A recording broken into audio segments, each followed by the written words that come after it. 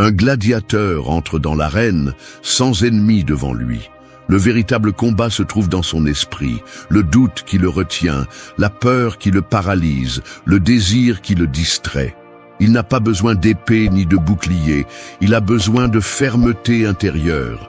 C'est le champ de bataille où se définit qui gouverne sa vie et qui devient esclave de ce qu'il ressent.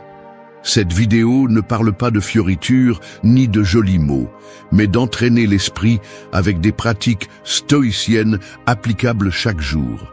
Le stoïcisme n'est pas un vieux concept coincé dans les livres, c'est une carte pour résister, contrôler les émotions, transformer l'inconfort en force et arrêter de dépendre de ce que les autres disent, donnent ou enlèvent.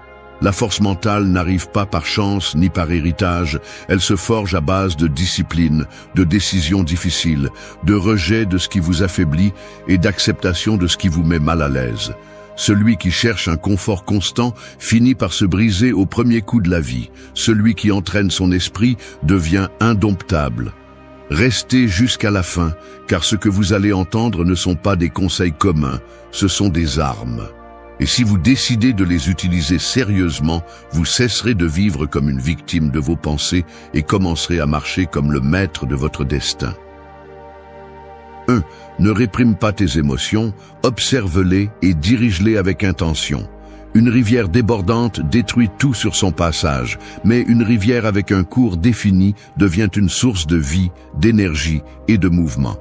C'est ainsi que fonctionnent les émotions dans l'esprit. Lorsque tu les réprimes, le courant stagne, s'empoisonne et finit par s'infiltrer dans des endroits inattendus, endommageant silencieusement ton intérieur. Mais lorsque tu leur donnes une direction, elles se transforment en force créatrice, en élan qui nourrit ton caractère et renforce ta volonté. La plupart des gens craignent leurs émotions parce qu'ils les confondent avec la faiblesse, comme si ressentir de la tristesse, de la colère ou de la peur était un signe d'échec. En réalité, la faiblesse réside dans le déni de ce que tu ressens, dans le fait de couvrir de silence ce qui brûle à l'intérieur.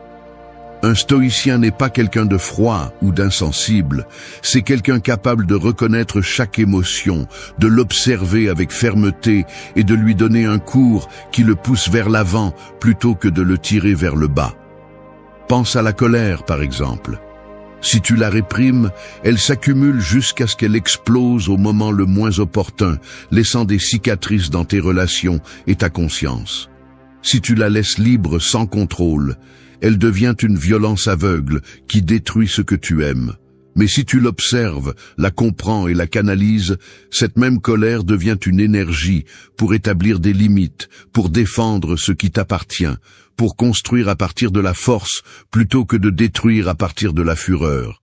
Il en va de même pour la tristesse. Ce n'est pas un ennemi que tu dois faire taire, c'est un maître qui te rappelle ce que tu valorises, ce que tu as perdu, ce que tu as besoin de guérir. Lorsque tu la nies, elle se transforme en apathie et en vide.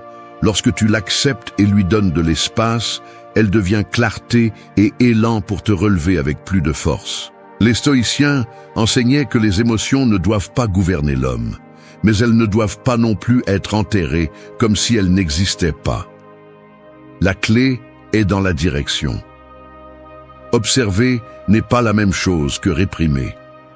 Observer, c'est rester présent au milieu du tourbillon et avoir le courage de te demander quel message apporte cette émotion.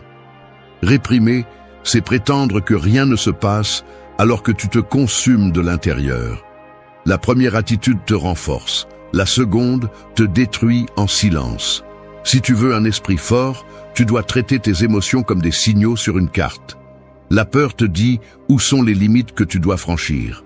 La colère indique où ta dignité a été touchée. La joie te montre où se trouve ce qui te nourrit. La tristesse révèle ce qui doit être guéri. Chaque émotion a un message. Et lorsque tu apprends à l'écouter au lieu de le fuir, tu commences à vraiment maîtriser ton esprit. L'autocontrôle n'est pas éteindre le feu, c'est apprendre à le diriger pour qu'il chauffe sans brûler, pour qu'il éclaire sans détruire. La pratique quotidienne consiste à t'arrêter un instant lorsqu'une émotion forte apparaît. Ne fuis pas, ne la couvre pas, ne la cache pas. Demande-toi fermement, qu'est-ce que cela veut me montrer ? Que puis-je faire avec cette énergie pour grandir plutôt que tomber? Respire profondément, observe ce que tu ressens et choisis avec intention le cours que tu lui donneras. Au début, ce sera inconfortable, car l'esprit est entraîné à réagir automatiquement, mais chaque fois que tu réussiras à diriger ton émotion au lieu de la laisser te diriger, tu auras remporté une bataille interne. Celui qui réprime ses émotions vit comme un champ de mines, prêt à exploser. Celui qui les observe et les conduit devient une rivière qui avance avec force vers sa destination. Si tu veux être vraiment fort, ne cache pas ce que tu ressens, ne te trompe pas avec un faux calme. 2. Utilise ce que les autres éveillent en toi comme un miroir pour guérir. Quand quelqu'un touche une blessure ouverte, ça ne fait pas mal à cause de ce qu'il fait, ça fait mal parce que c'était déjà là. Il en va de même pour les émotions que les autres provoquent en toi. La moquerie qui t'enflamme, l'indifférence qui te blesse, l'arrogance qui te dérange, ne naissent pas à cet instant. Elles révèlent simplement ce que tu n'as pas encore guéri. Les gens deviennent des miroirs, même s'ils ne le cherchent pas, et leur reflet peut être brutalement honnête. Beaucoup préfèrent blâmer l'autre et détourner le regard, comme si la réaction ne leur appartenait pas. Cependant, un stoïcien comprend que chaque émotion enflammée est une occasion de se regarder à l'intérieur.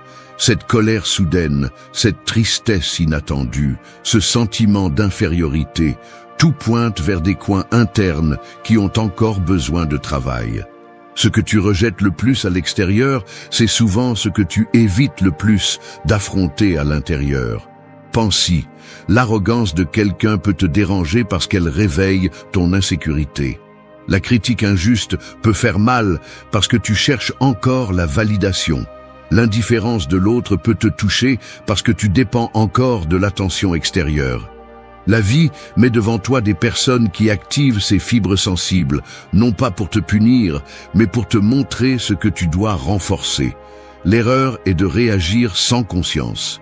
Quand tu exploses contre quelqu'un qui t'irrite, tu perds en réalité le contrôle sur toi-même.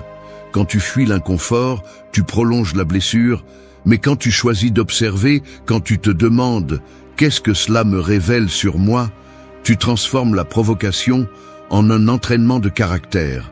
C'est ce qui distingue celui qui se laisse emporter de celui qui se forge avec ce qu'il vit.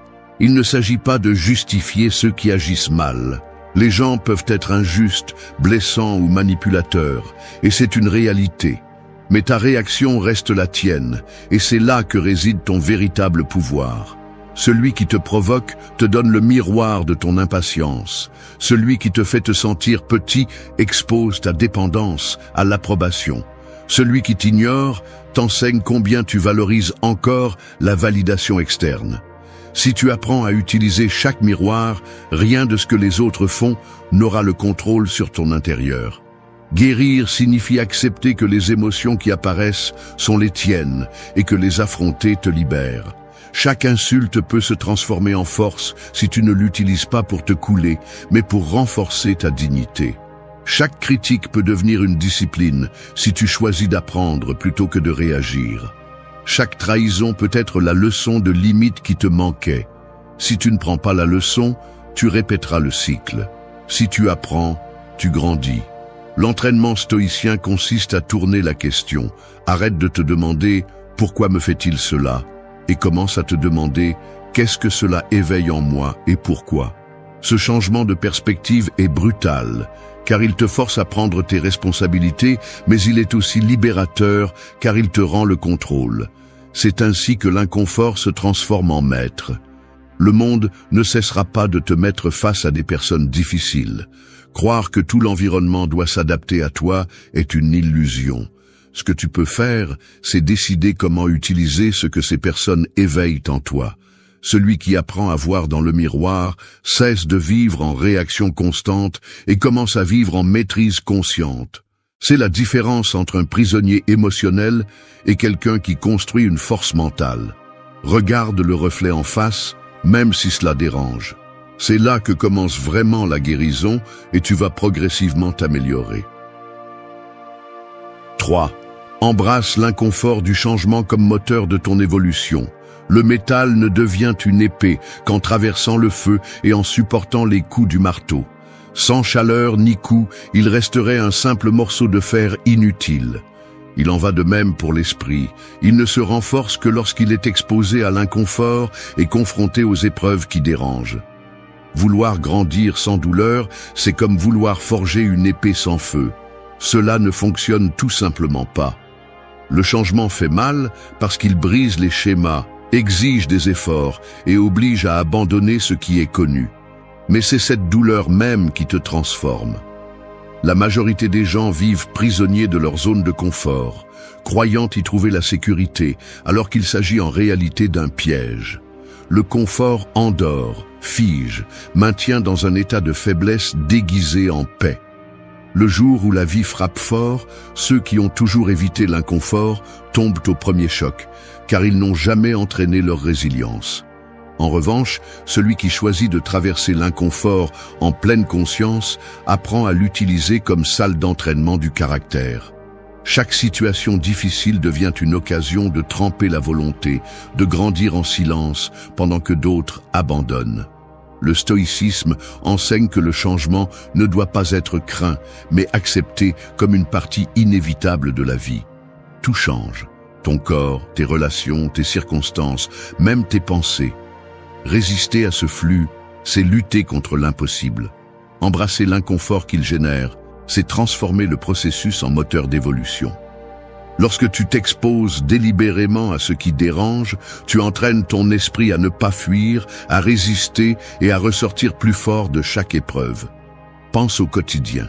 Se lever tôt alors que ton corps réclame encore du sommeil, s'entraîner alors que ton esprit supplie de se reposer, étudier quand tu préférerais perdre ton temps, affronter des conversations inconfortables au lieu de les éviter.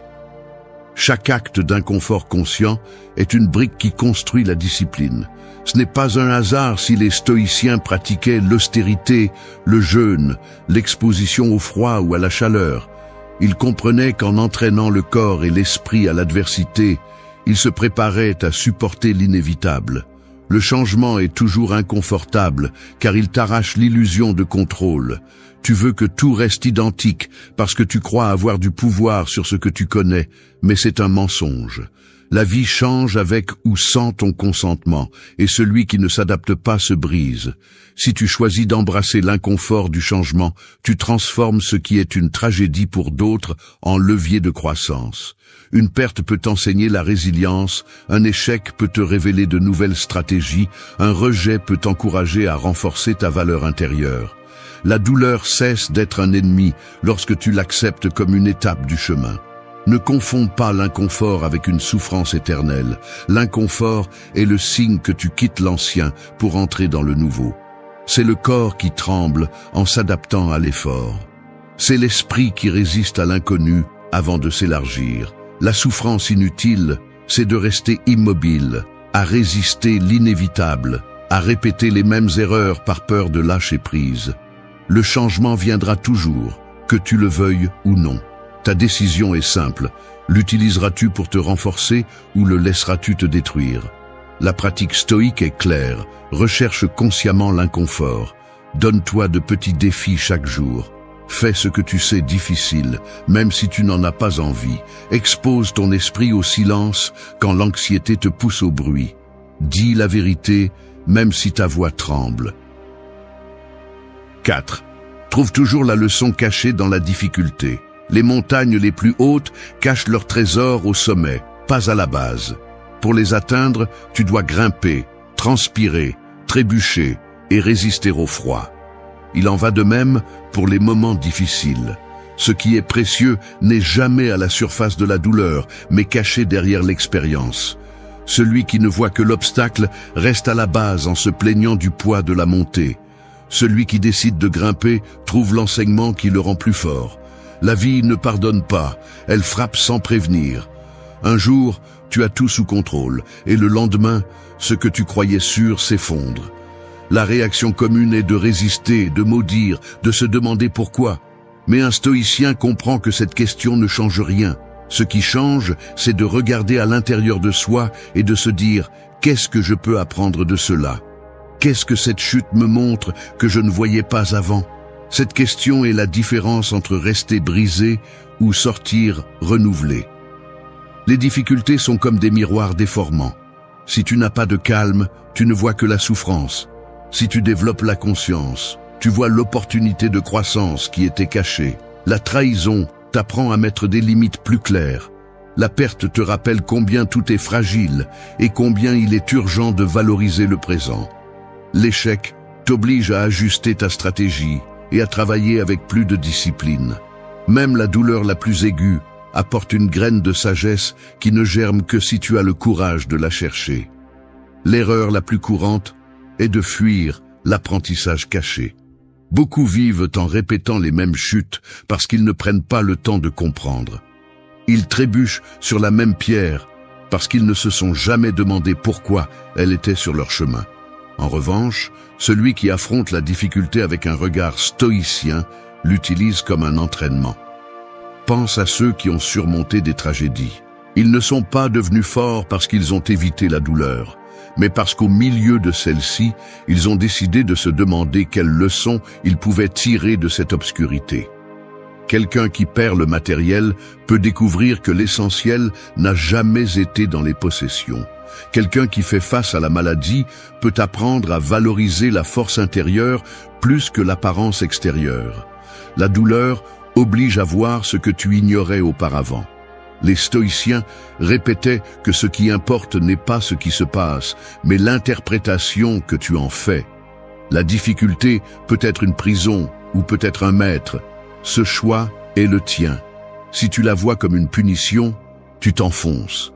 Si tu la vois comme une leçon, tu grandis. Le monde est plein de personnes qui sont restées coincées dans leur douleur parce qu'elles ne l'ont jamais transformée en apprentissage. Et il est aussi plein de ceux qui ont utilisé leur douleur comme un tremplin pour s'élever plus haut. La différence réside dans la façon dont ils ont décidé de regarder ce qui leur est arrivé. La pratique est claire. Lorsque tu fais face à quelque chose de dur, ne reste pas dans le pourquoi moi. Demande à quoi cela me sert. Cette simple différence de mots change ta posture. Elle te sort de la victime qui se plaint et te place dans le combattant qui cherche du sens. Aucune blessure ne disparaît avec des lamentations, mais toutes peuvent guérir avec sagesse si tu apprends ce qu'elles avaient à te montrer. La douleur n'est pas un choix, mais l'enseignement l'est. Et celui qui apprend de chaque difficulté cesse de craindre l'avenir, parce qu'il sait que même dans le pire, il y aura un trésor caché. Tout comme l'or se trouve dans les profondeurs de la terre, les leçons les plus précieuses se trouvent dans les moments les plus durs de ta vie. Tu as juste besoin du courage de creuser, de ne pas fuir et de regarder ce que les autres évitent. C'est là la véritable force, trouver du sens là où les autres ne voient que de la souffrance. 5.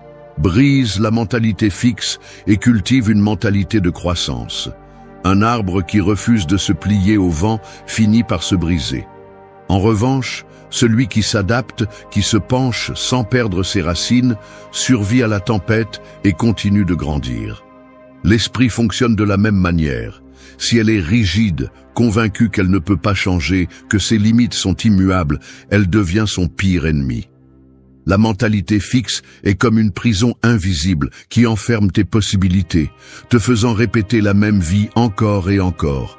Pour évoluer, tu as besoin de briser ces murs et d'ouvrir l'espace à une mentalité de croissance, où chaque expérience, chaque erreur et chaque défi se transforment en opportunité. Le problème de la mentalité fixe est qu'elle te fait croire que tu es né avec un plafond que tu ne pourras jamais dépasser. Je ne suis pas bon pour ça. Je ne peux pas changer. C'est comme ça et c'est tout. Des phrases comme celle-ci sont des chaînes déguisées en vérité. Le pire est que plus tu les répètes, plus elles deviennent réelles, car ton esprit obéit à ce que tu lui ordonnes. Le stoïcisme enseigne que nous ne contrôlons pas ce que la vie apporte, mais nous pouvons entraîner la manière dont nous répondons. Et la réponse la plus puissante est celle de celui qui décide de grandir plutôt que de se rendre. Une mentalité de croissance ne nie pas la difficulté, mais comprend que chaque obstacle est un entraînement. Échouer ne signifie pas échouer. Cela signifie apprendre ce qui reste à améliorer. Se tromper ne te définit pas, cela t'instruit. Perdre ne te coule pas, cela t'enseigne où tu dois te renforcer. Chaque chute devient un matériau pour construire ton caractère. Les stoïciens ne voyaient pas l'erreur comme une fin, mais comme un maître qui révèle la vérité de ce que tu es et de ce que tu peux encore devenir. Regarde ta propre vie. Combien de fois t'es-tu arrêté par peur de ne pas être à la hauteur? Combien d'opportunités as-tu laissé passer parce que ton esprit murmurait que tu n'y arriverais pas? Cette voix est la mentalité fixe, et si tu ne la défies pas, elle gouverne ton destin. Mais chaque fois que tu choisis de relever le défi, même si ta sécurité tremble, tu cultives la croissance.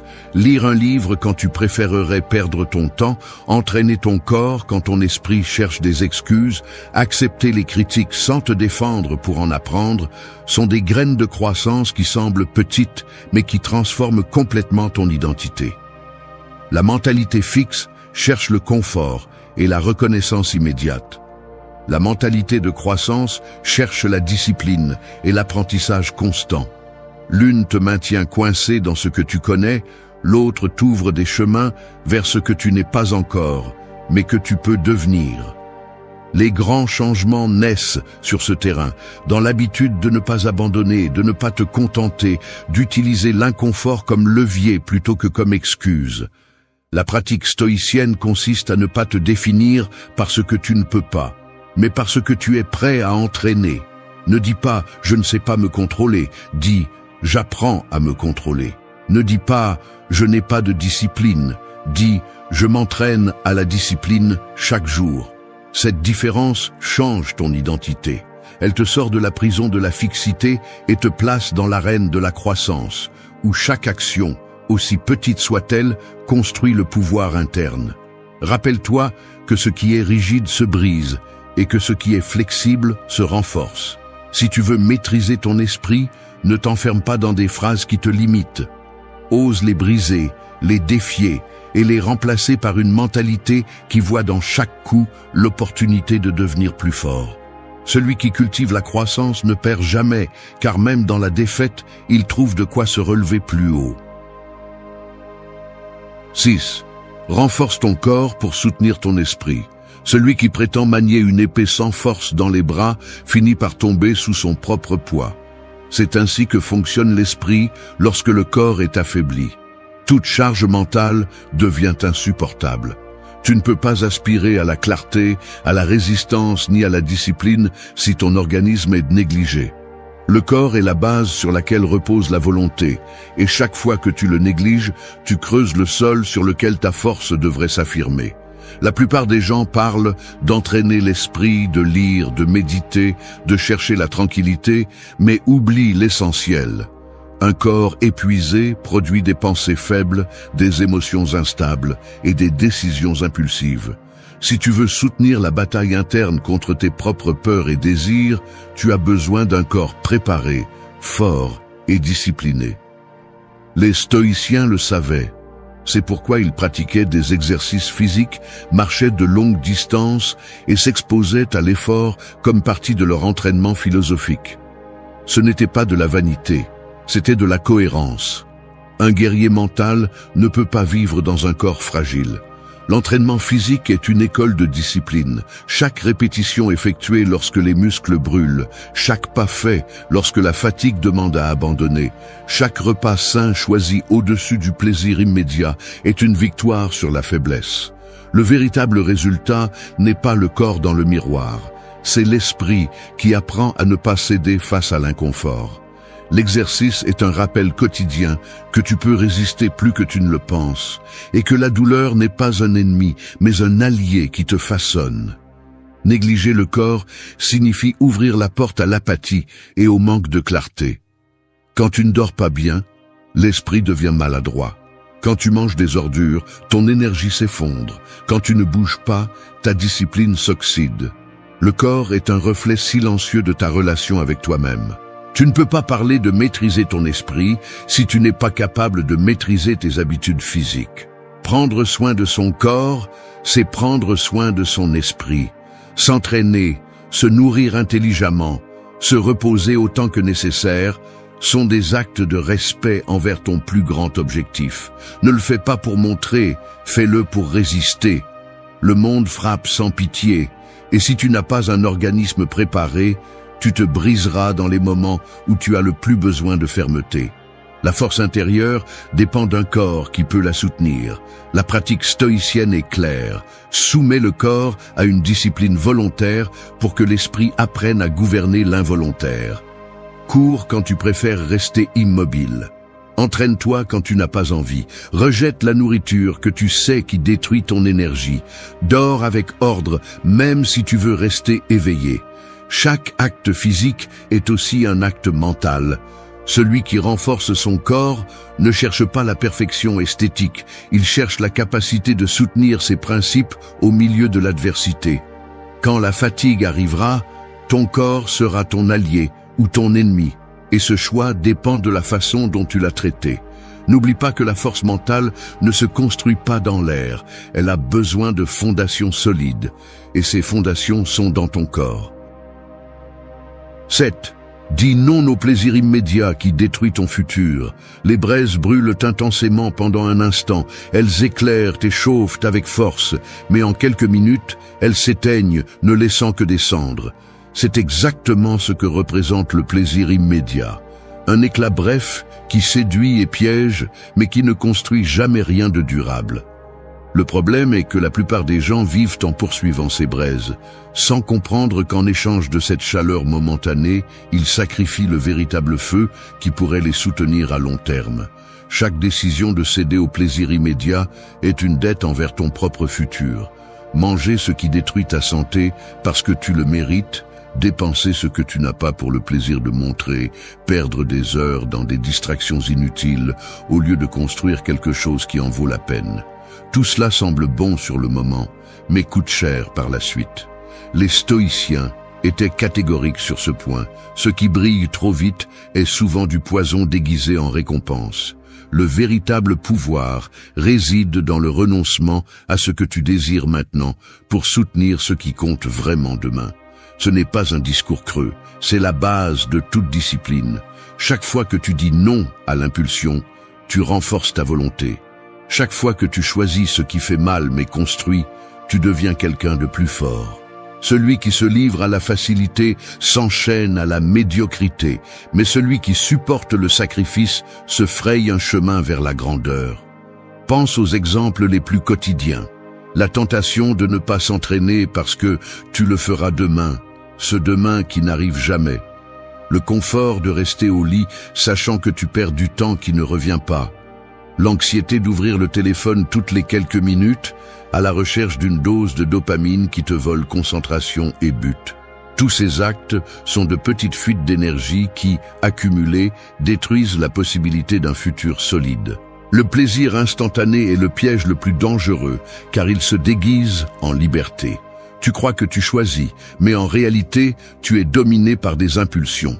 Et si tes impulsions te gouvernent, tu n'auras jamais de contrôle sur toi-même.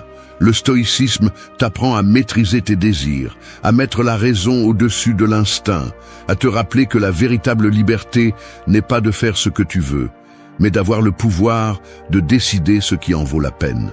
Refuser le plaisir immédiat ne signifie pas vivre amèrement ni éliminer la joie.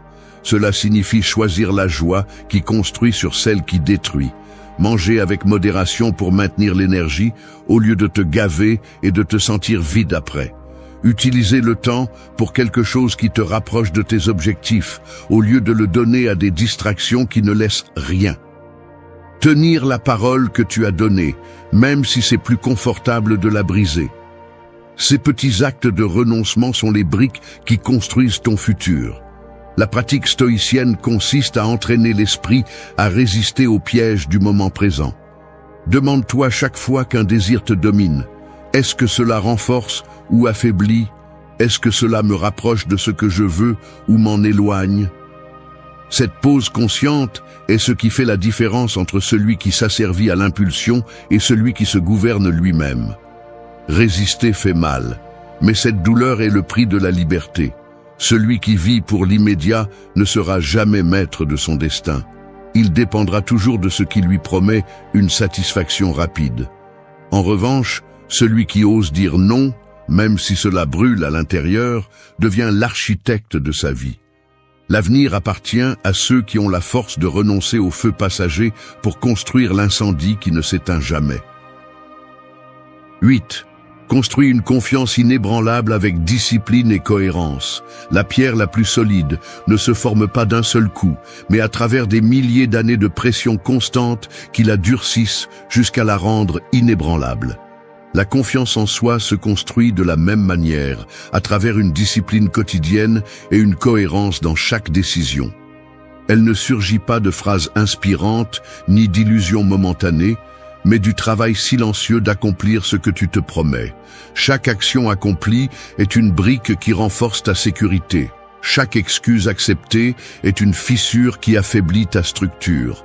Vouloir te sentir sûr de toi sans le démontrer dans ton comportement est comme espérer la force dans un mur plein de fissures. La confiance ne se feint pas, elle se gagne. Et ton esprit le sait. Chaque fois que tu te trompes, il enregistre l'incohérence. Chaque fois que tu accomplis, il renforce la certitude que tu peux te faire confiance. Cette somme constante est ce qui te rend solide face à toute adversité. Le stoïcisme enseignait que la véritable force réside dans la maîtrise intérieure. Ce n'est pas répéter des mantras, c'est entraîner la volonté jusqu'à ce qu'elle soit plus forte que les pulsions. La confiance ne vient pas de l'extérieur, elle ne dépend pas de ce que les autres pensent de toi. Elle naît lorsque ton intérieur reconnaît que tu as été loyal envers tes décisions. Cette loyauté s'entraîne comme un muscle avec la constance de petits actes qui semblent insignifiants, mais qui, accumulés, créent un caractère impossible à briser. L'incohérence, en revanche, est le poison silencieux. Tu dis que tu commenceras demain et tu ne le fais pas. Tu te promets de changer une habitude et tu la romps à la première difficulté. Tu décides de travailler sur quelque chose d'important et tu le reportes sans raison. Ces actes semblent mineurs, mais ton esprit les stocke et peu à peu, ils laissent une trace. Tu cesses de te faire confiance. Ce n'est pas la vie qui te retire la sécurité, c'est toi qui mines tes propres fondations par manque de discipline. La véritable confiance n'a pas besoin de s'exhiber. Elle se perçoit dans ta façon de parler, dans le calme avec lequel tu soutiens ton regard, dans la fermeté de tes décisions. Cette présence ne naît pas de l'improvisation, elle naît de la cohérence répétée, encore et encore. La discipline est la preuve quotidienne que tu as le contrôle. La cohérence est le lien qui unit tes pensées, tes paroles et tes actes. Lorsque ces trois éléments coïncident, la confiance cesse d'être fragile et devient un bouclier indestructible. Pense à n'importe quel moment où tu as dû faire un pas difficile. Ce qui t'a soutenu n'était pas un discours, c'était le souvenir d'avoir accompli auparavant, de t'être exigé quand il n'y avait pas de motivation, d'avoir résisté à la tentation d'abandonner. La pratique est claire. Commence par accomplir le minimum, mais accomplis-le toujours. Si tu dis que tu t'entraîneras, entraîne-toi. Si tu décides de te lever tôt, lève-toi.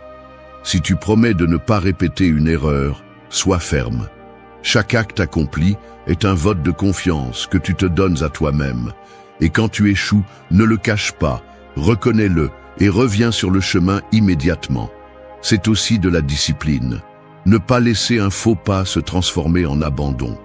La confiance inébranlable ne se fabrique pas avec des mots, elle se construit avec des actes. C'est la sécurité de regarder en arrière et de voir une ligne droite de cohérence. C'est savoir que ta parole pèse parce que tu la tiens, même si personne ne te regarde. C'est avoir la certitude que ta discipline l'emportera sur toute tentation d'abandonner. Lorsque tu parviendras à vivre avec cette loyauté envers toi-même, il n'y aura pas d'obstacle capable de te faire douter, car tu sauras que ta base est solide et ton caractère indestructible. Se transformer est comme forger de l'acier. Il ne suffit pas d'avoir du potentiel. Vous avez besoin de feu, de pression et de marteau. Et ça fait mal, ça brûle, ça façonne. Mais c'est la seule façon de durcir ce qui était autrefois faible. Beaucoup veulent une vie différente, mais peu sont prêts à passer par ce processus, parce qu'il nécessite une discipline quotidienne, des décisions fermes et le courage de vous confronter à vous-même, sans fioritures ni excuses.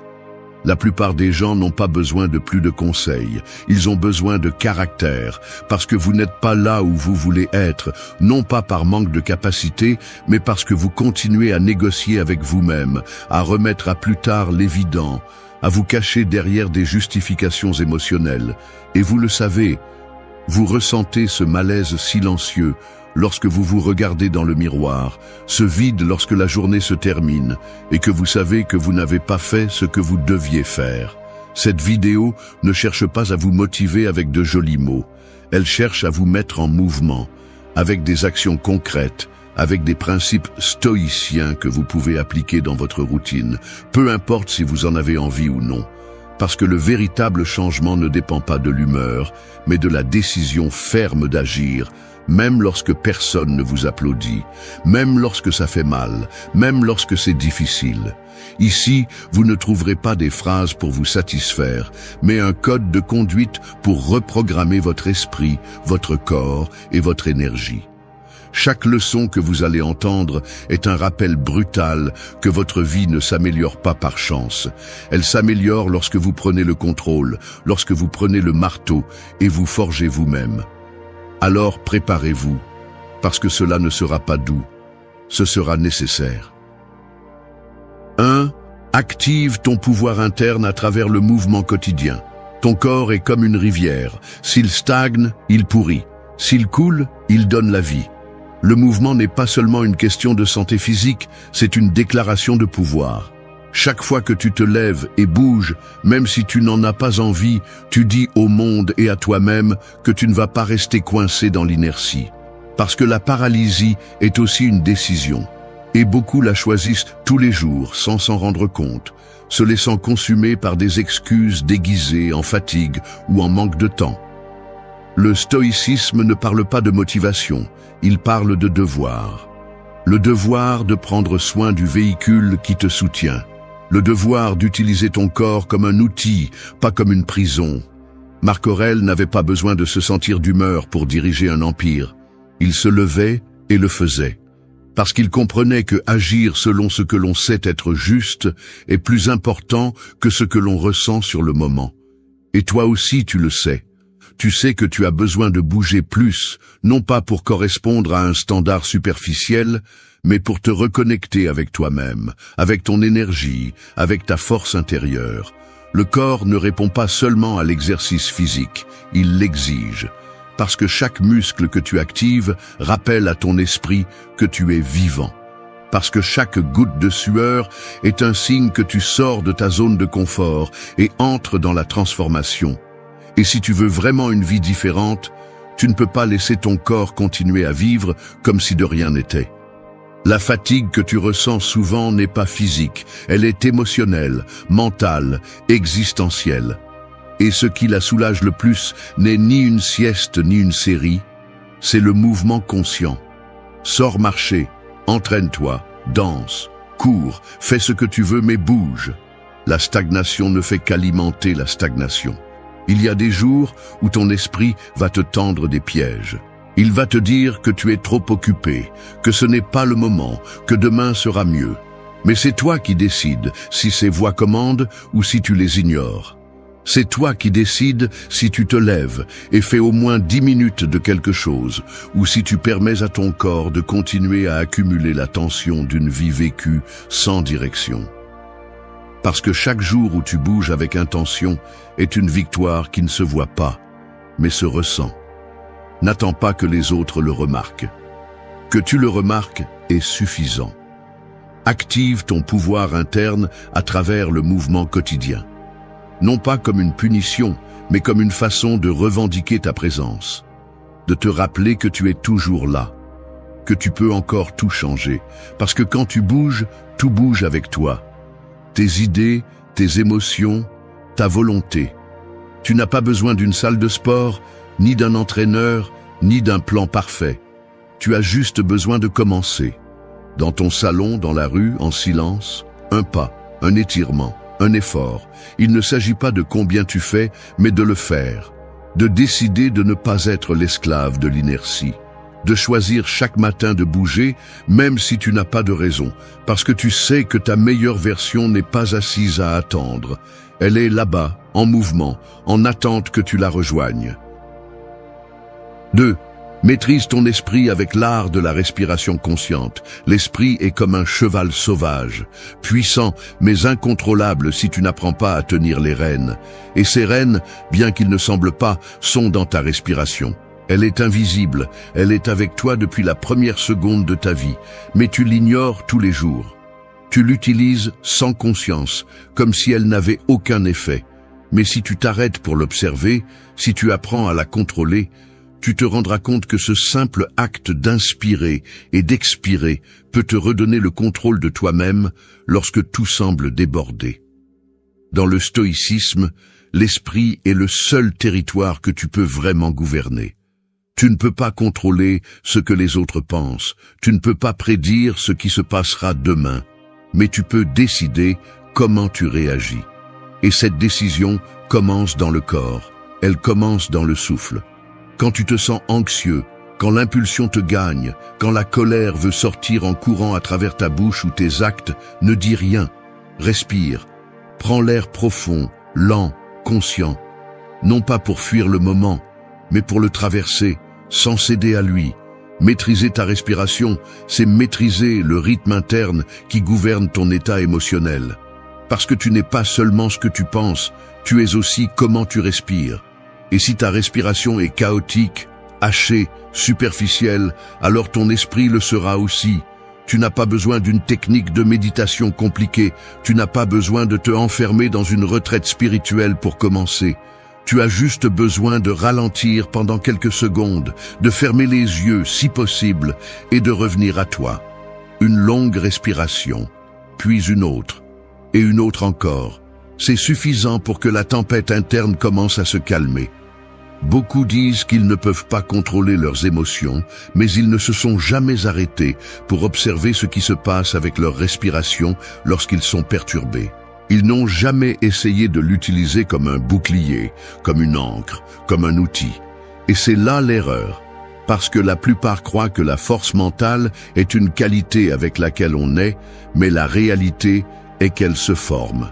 Elle se construit à chaque instant où tu décides de respirer profondément au lieu d'exploser. À chaque moment où tu choisis de répondre avec clarté au lieu de réagir avec chaos. La respiration consciente est ta pratique quotidienne de l'autocontrôle. C'est ta façon d'entraîner l'esprit à obéir, pas à commander. Parce que si ta respiration est entre tes mains, ta direction l'est aussi.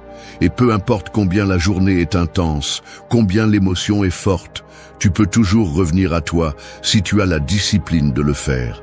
Il est facile de se laisser emporter par l'impulsion, il est difficile de s'arrêter et de respirer. C'est pourquoi cela a tant de valeur. Alors, à partir de maintenant, chaque fois que tu sens que tu perds le contrôle, ne parle pas, n'agis pas, respire. Fais-le comme si ton équilibre en dépendait, parce que c'est le cas.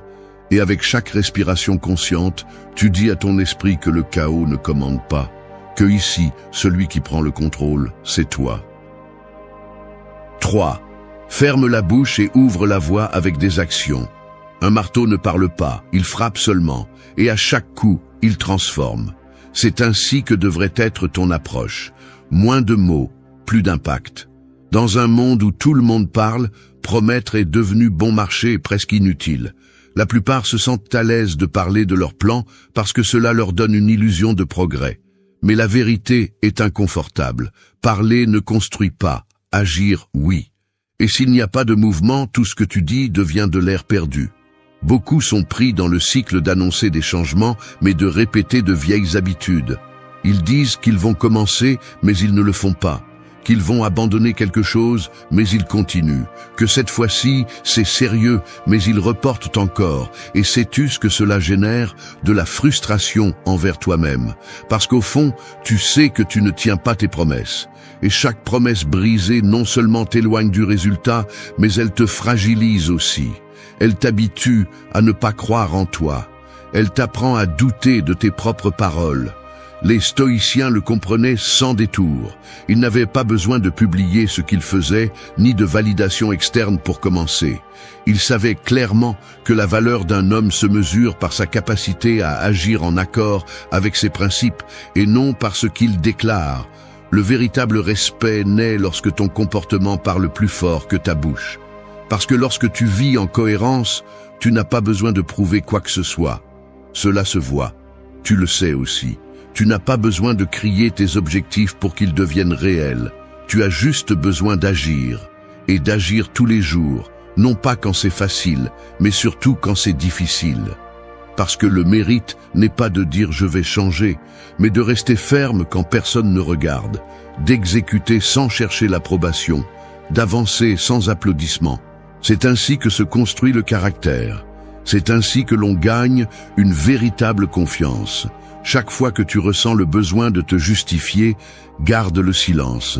Chaque fois que tu veux expliquer pourquoi tu n'as pas encore fait quelque chose, tais-toi et fais-le. Non par orgueil mais par respect pour toi-même. Parce que chaque pas que tu fais en silence pèse plus lourd que 1000 explications. Parce que chaque promesse tenue en privé renforce ton esprit plus que n'importe quelle phrase inspirante. Ton temps ne se mesure pas en discours, il se mesure en pas faits. Ton progrès ne dépend pas de ce que tu annonces, mais de ce que tu soutiens avec des faits. Il est facile de tromper les autres avec des mots, mais tu ne pourras jamais échapper au jugement de ta propre conscience. Cette voix intérieure sait si tu avances ou si tu ne fais que décorer ton immobilisme avec des excuses déguisées en bonnes intentions. Alors fais-toi une faveur, arrête de parler et commence à construire, que ta vie soit ton argument. Que ta routine soit ta réponse. Que tes réalisations parlent quand tu décides de garder le silence. Ferme la bouche, non pas parce que tu n'as rien à dire, mais parce qu'en ce moment, ce qui compte n'est pas ce que tu dis, mais ce que tu fais. 4. Ne te couche pas avec du feu dans la poitrine. Dormir avec de la rancœur est comme se coucher avec une flamme allumée dans la poitrine. Tu peux fermer les yeux, mais le feu est toujours là, te consumant en silence. Cette flamme ne brûle pas celui qui t'a blessé, elle te brûle toi. Et chaque nuit que tu t'endors sans résoudre, sans lâcher, sans vider ce qui te pèse, cette flamme grandit, s'étend, s'installe. Jusqu'à ce qu'un jour, tu ne puisses plus te reposer, non pas à cause du monde, mais à cause de toi. Le stoïcisme enseigne que nous ne sommes pas maîtres de ce qui nous arrive, mais bien de la façon dont nous y faisons face. Tu peux vivre la journée la plus chaotique, tu peux recevoir la parole la plus blessante, tu peux porter l'erreur la plus stupide, mais si tu ne lâches pas cela avant de dormir, demain tu te réveilleras tout aussi tendu, tout aussi accablé, tout aussi pris au piège d'une émotion qui n'est même plus utile. Parce qu'il ne s'agit pas d'ignorer ce que tu ressens, mais de ne pas permettre qu'il te gouverne. Il ne s'agit pas d'effacer ce que tu as vécu, mais de le traiter, d'apprendre et de le lâcher avant qu'il ne devienne un fardeau inutile. Te coucher avec de la colère est comme préparer ton esprit pour une bataille qui est déjà terminée. Et si tu le fais nuit après nuit, tu deviens un guerrier qui se bat dans ses rêves, qui se lève fatigué, avec la poitrine serrée, sans clarté. On ne peut pas vivre ainsi. On ne peut pas construire une journée puissante sur un repos contaminé. Tu as besoin de nettoyer, respirer, pardonner ce que tu peux, comprendre ce que tu ne peux pas. Arrêter de traîner des affaires en suspens qui ne seront pas résolues à 3 heures du matin. Il ne s'agit pas non plus de t'obliger à être en paix. Il s'agit de choisir la sérénité comme un acte de force. Pardonner n'est pas justifier. Lâcher prise n'est pas abandonner. C'est décider que ton énergie ne va plus être piégée dans quelque chose qui ne change plus, dans quelque chose qui ne fait que te répéter la même pensée encore et encore, comme un écho inutile. Le stoïcien sait que s'accrocher à ce qui fait mal, c'est permettre à cette douleur de décider de son comportement, et ce n'est pas de la liberté, c'est de l'esclavage. Chaque nuit est une occasion de fermer de petits cycles, pas les grands, pas ceux qui prennent des années, mais ceux de la journée.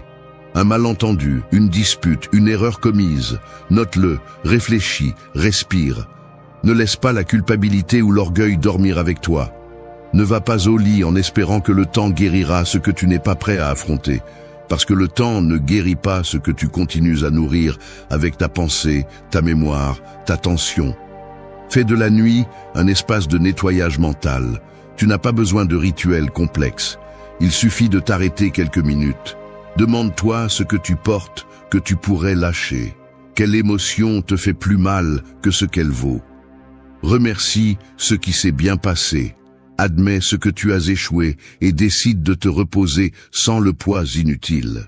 Parce que se reposer n'est pas seulement fermer les yeux, c'est lâcher l'épée, c'est baisser le bouclier, c'est rester avec toi sans bruit. Ne sous-estime pas le pouvoir de te coucher en paix. C'est un acte de courage, pas de faiblesse.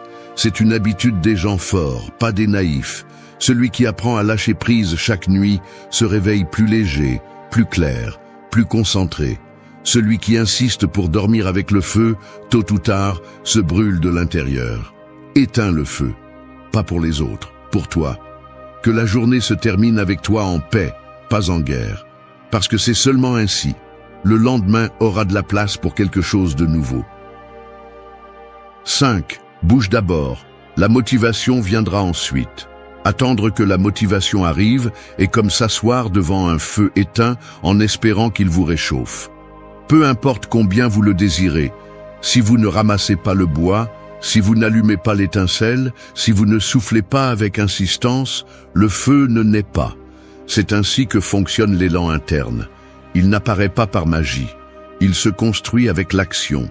Il s'allume avec le mouvement. Et si vous décidez de ne rien faire jusqu'à ce que vous ayez envie, vous passerez toute votre vie à grelotter de froid à côté d'un feu que vous n'avez jamais allumé. Cette idée que vous devez d'abord être inspiré pour agir est l'un des plus grands fraudes émotionnelles de cette époque. La plupart attendent le moment parfait, l'énergie juste, l'état idéal, comme s'il allait tomber du ciel. Mais les stoïciens l'ont compris différemment. Pour eux, le devoir passait avant le désir. L'acte précédait l'émotion. Parce qu'ils savaient que si vous bougez, même si vous n'en avez pas envie, cette envie vient ensuite. Et non l'inverse. Vous l'avez déjà ressenti. Ce jour où vous vous êtes levé sans vouloir faire quoi que ce soit, mais vous vous êtes forcé à faire un pas. Et quand vous l'avez fait, quelque chose à l'intérieur a changé. Vous vous êtes senti différent, plus éveillé, plus vivant. L'esprit a commencé à s'organiser. Le corps a répondu. La lourdeur a commencé à se dissiper. Non pas parce que la motivation vous a rendu visite, mais parce que vous l'avez provoquée. La motivation est fille du mouvement. Elle naît lorsque vous arrêtez de penser et décidez d'agir.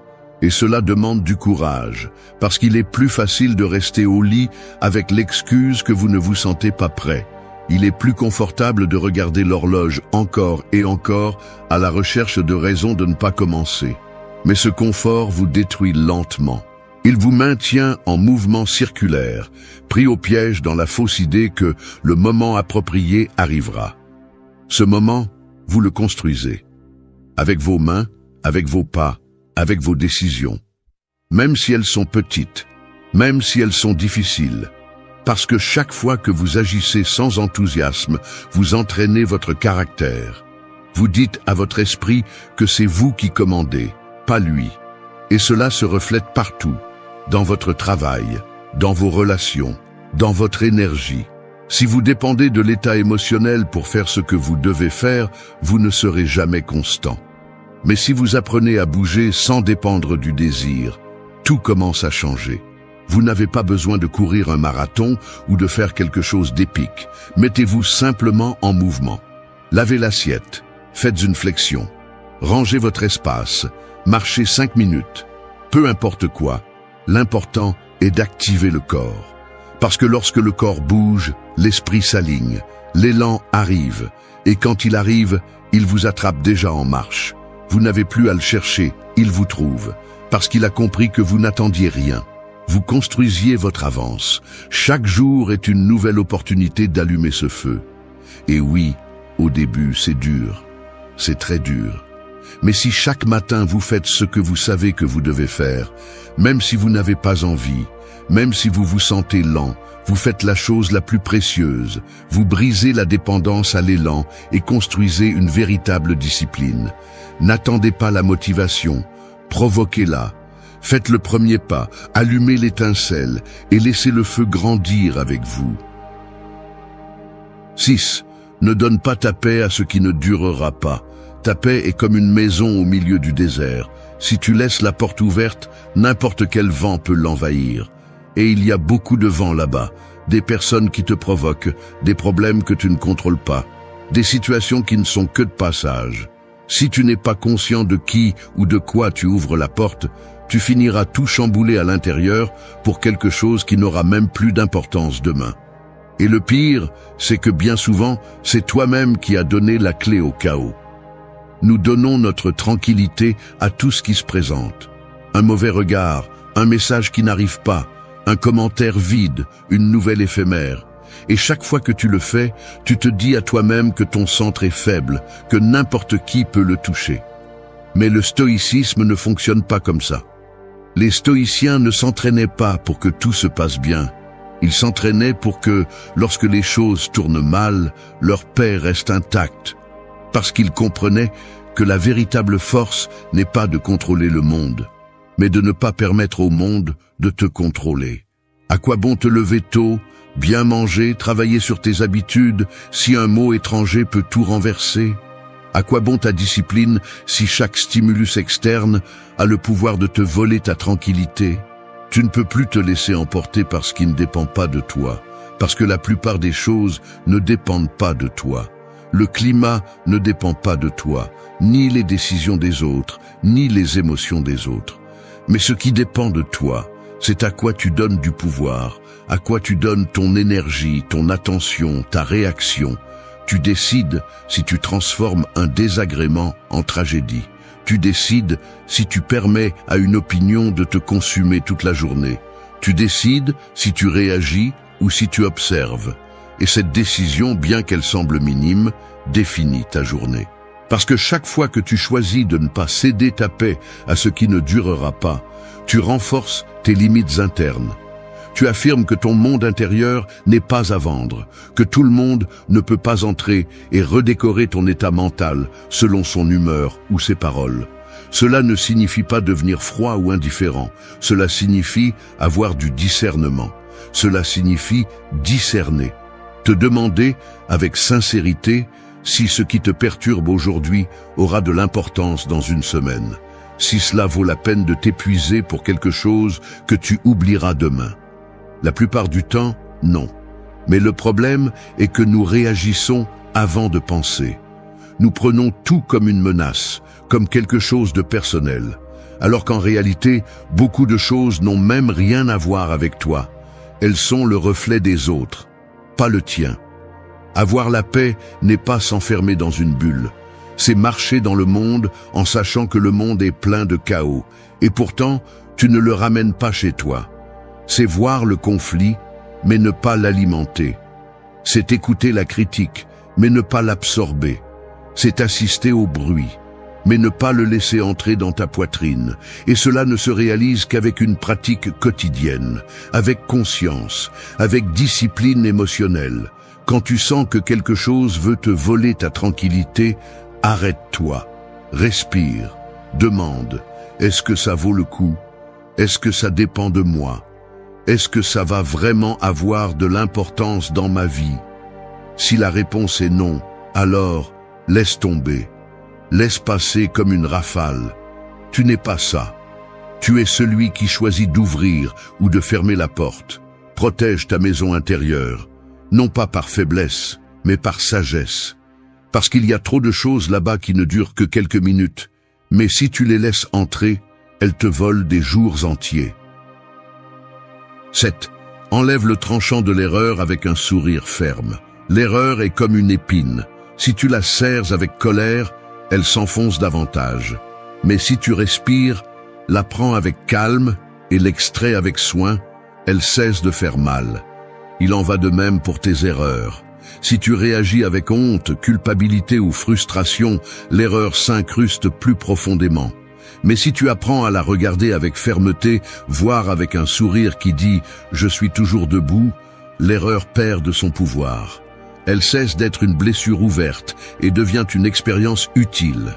Souvent, ce n'est pas l'erreur en elle-même qui fait le plus de mal, mais ta réaction face à elle. Tu trébuches, et au lieu de te relever et de continuer, tu t'insultes, te punis, te répètes que tu ne vaux rien, que tu as encore tout gâché. Cette réaction est plus destructrice que l'erreur elle-même.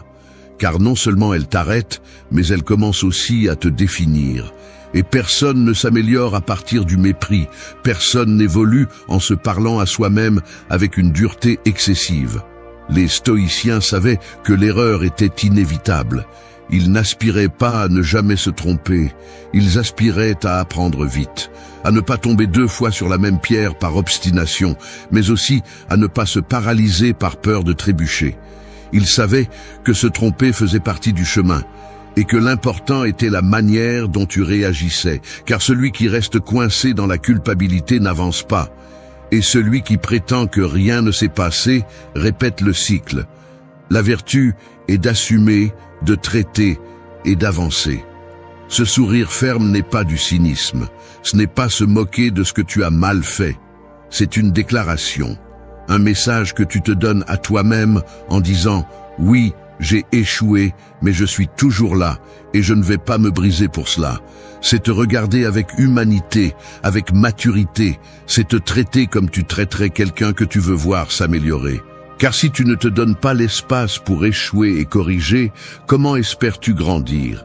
L'erreur n'est pas l'ennemi, c'est le maître. Chaque fois que tu trébuches, il y a quelque chose que tu peux ajuster. Mais tu ne le découvriras que si tu t'arrêtes pour regarder avec sérénité, pas avec drame. Si au lieu de te cacher, tu observes. Si au lieu de te justifier, tu réfléchis. Et cela ne se fait pas avec agression interne, cela se fait avec conscience, avec le calme de celui qui sait qu'il est en construction, pas en compétition. Apprends à te dire « Cela s'est passé, cela n'a pas marché comme je le voulais. » Mais j'ai compris pourquoi, et cela me rend plus fort. Cette phrase ne t'affaiblit pas, elle te libère, parce qu'elle te sort du rôle de victime et te place dans celui d'apprenant. Parce que si chaque fois que tu te trompes, tu décides d'avancer avec un peu plus de clarté, alors l'erreur en valait la peine. Le problème, c'est qu'on nous a appris à craindre l'échec, à le cacher, à en avoir honte. Mais personne n'avance sans se salir. Personne ne s'améliore sans passer par l'inconfort. La clé est de savoir comment tu décides de l'affronter. Tu peux le traîner comme une chaîne ou l'utiliser comme une pierre sur laquelle tu appuies ton prochain pas. Alors, la prochaine fois que tu échoues, ne te brise pas. Ne te parle pas avec haine. Respire. Observe. Apprends. Et si tu peux, souris. Non pas parce que l'erreur ne fait pas mal, mais parce que tu n'es plus le même qu'avant. Parce que maintenant tu comprends que cette épine n'est pas venue pour te couler, mais pour t'apprendre où tu dois faire plus attention. Et cela, même si on ne le voit pas sur le moment, fait partie de ta force. 8. Entre chaque jour dans la peau de ta meilleure version. Chaque jour est comme une scène vide. Tu décides quel rôle tu joues. Tu peux répéter le même personnage fatigué, qui se plaint, qui procrastine, qui agit par inertie. Ou tu peux te vêtir de l'attitude de quelqu'un qui est en pleine transformation. Il ne s'agit pas de faire semblant, il s'agit de choisir. Parce que ta meilleure version n'est pas un point lointain où tu arriveras un jour si tout se passe parfaitement. C'est une identité que tu peux adopter dès maintenant, même si tu ne te sens pas encore prêt, même si tout n'est pas résolu, même si tu es encore en train de te construire.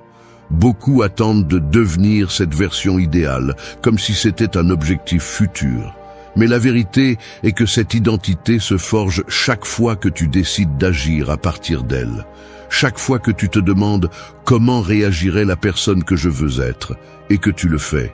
N'attends pas de te sentir transformé pour commencer à te comporter différemment. Commence à te comporter différemment et la transformation s'accélérera parce que le corps s'adapte à ce que tu fais régulièrement. Et ton caractère aussi. Les stoïciens n'attendaient pas d'avoir le contrôle de tout pour vivre avec vertu.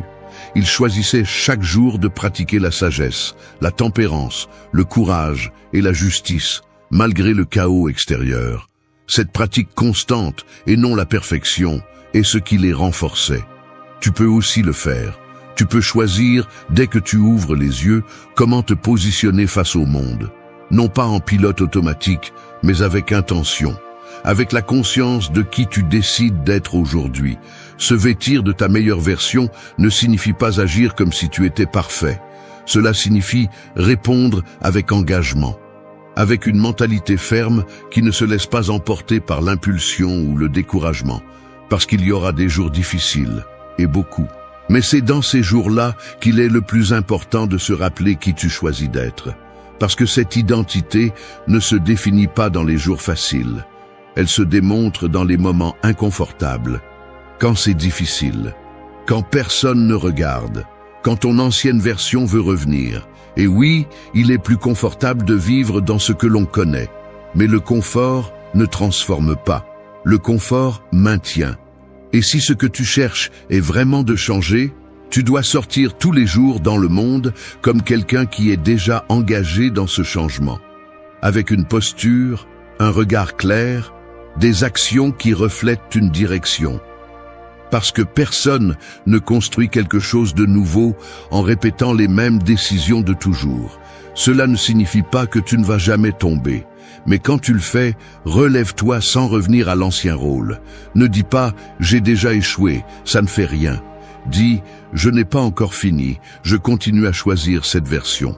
Parce que chaque chute est aussi une opportunité de choisir à nouveau qui tu es.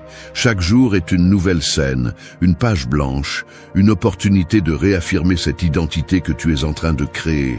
Fais-le même si personne ne le voit, même si personne ne te le reconnaît, même si tu ne le sens pas encore tout à fait à toi. Parce que plus tu agis à partir de cette version, plus elle devient réelle. Elle s'insinue dans ta peau, dans ton langage, dans ta posture, dans ton regard. Et un jour, sans t'en rendre compte, tu te rends compte. Tu ne joues plus. Tu es devenu cela. Non pas par chance, non pas par inspiration, mais parce que chaque jour, tu as décidé d'entrer dans la peau de ta meilleure version sans attendre des conditions parfaites. Et c'est cela, au final, qui transforme vraiment. Sais-tu ce qui a plus d'impact que n'importe quel discours motivant? Le changement qui se remarque sans que tu dises un seul mot. Lorsque tu décides de te reconstruire dans le silence, sans applaudissements ni témoins, tu commences à générer une présence qui ne peut être feinte. Tu n'as pas besoin de crier que tu as changé, car ton énergie parle d'abord. Et c'est ce que la plupart ne comprennent pas. Alors que beaucoup sont là-bas à se vendre, tu es ici à te cultiver. Alors qu'ils cherchent de l'attention, tu forges ton propre respect. Alors qu'ils se battent pour la validation, tu te perfectionnes en silence. Mais ne te trompe pas. Ce n'est pas du mysticisme bon marché, ni des phrases d'auto-assistance vides. C'est une décision ferme, presque brutale, de te reconstruire depuis les fondations. Et ce n'est pas facile.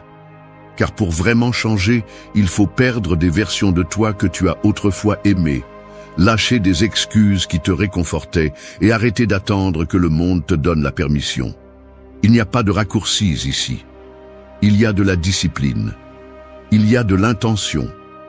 Et il y a un respect si profond pour toi-même que tu es obligé de ne pas rester où tu es.